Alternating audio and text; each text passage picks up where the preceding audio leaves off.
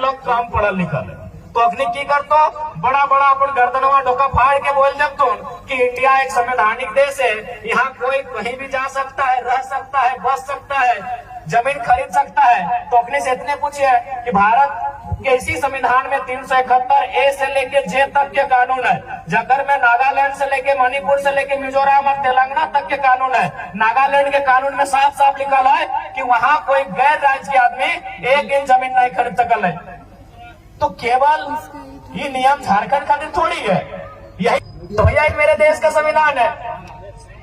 इसी देश के संविधान में झारखंड को कहता है कि आपके पास 60 विधायक होने चाहिए, तभी आप राज्य में सरकार का आधार बनेंगे। और इसी देश का कानून सिक्किम को कहता है, अरुणाचल प्रदेश को कहता है और 2 राज्यों को कहता है कि आपके पास अगर 30 विधायक भी है लड़ने के लिए तो आप चला सकते हैं राज्य को। तो आज वास्तव में झारखंड के लोगों को भ्रम फैलाकर इसीलिए रखा गया कि हमारे लोग कहीं नहीं है।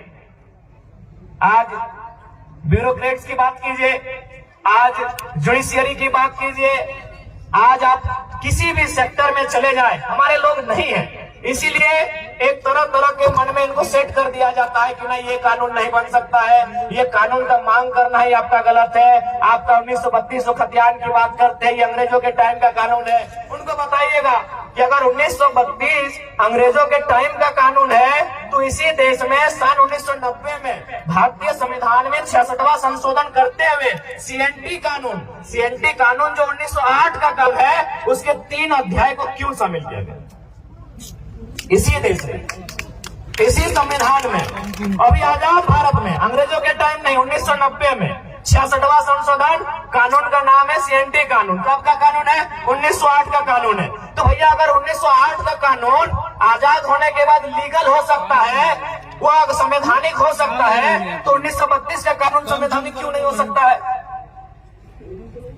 हाँ, अगर 1932 के कानून से किसी लोगों के हक अधिकार को रोक दिया जाता, किसी के हक अधिकार से वंचित कर दिया जाता, तब आप उसको संवैधानिक कहते हैं। हमने तो बार बार यही कहा कि 1932 से लेके 1964 से लेके जिलों के अंतिम सर्वे सेटलमेंट से लेके यहाँ की भाषा संस्कृति परंपरा को ऐड करते हुए इस राज्य के लिए एक मजबूत स्थानीय नीति बनाई जाए, जो इस राज्य के लोगों को आगे आने का अवसर मिले, उनकी नौकरियों को, उनके रोजगार को, उनकी भाषा संस्कृति को कोई छीन नहीं पाए।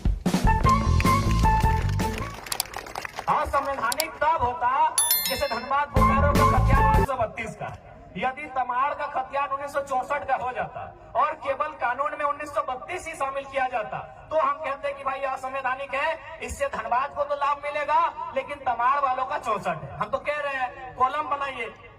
अरे भाई जब भारत के संविधान को पढ़िए ना, कोई भी धारा क्या सिंगल है, उप धारा है, उसमें अलग अलग क्लॉज है, ए का 1 है, A1 का क है कि नहीं है? तो आप बिंदु बाज करके झारखंड की स्थानीय नीति को बनाइए, और यदि आप झारखंड की स्थानीय नीति नहीं बना पाते हैं तो फिर राजगद्दी छोड़ दीजिए। सीधा जवाब, यदि आप नहीं बनाते हैं तो छोड़ दीजिए। और हमें लगता है, देखिए सबसे पहला बात है कि कन्वेंस करना। बहुत सारे लोग कहते हैं कि नहीं, इससे क्या होगा कि बाहरी भीतरी के बीच रोष होगा।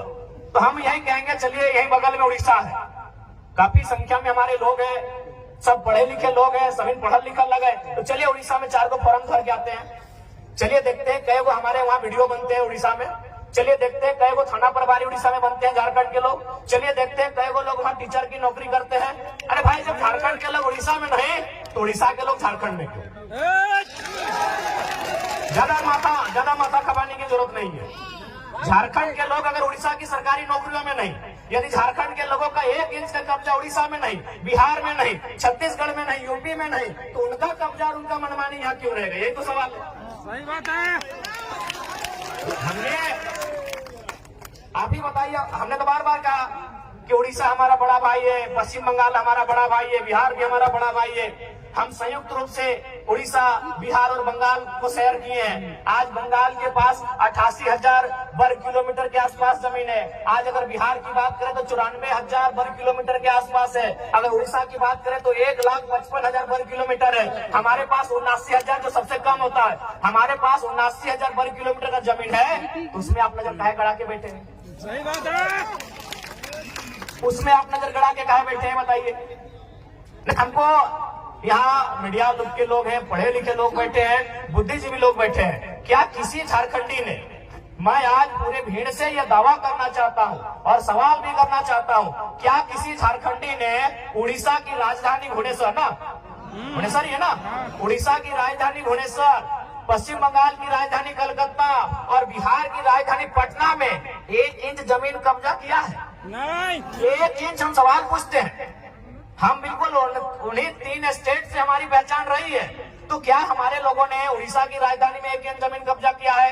क्या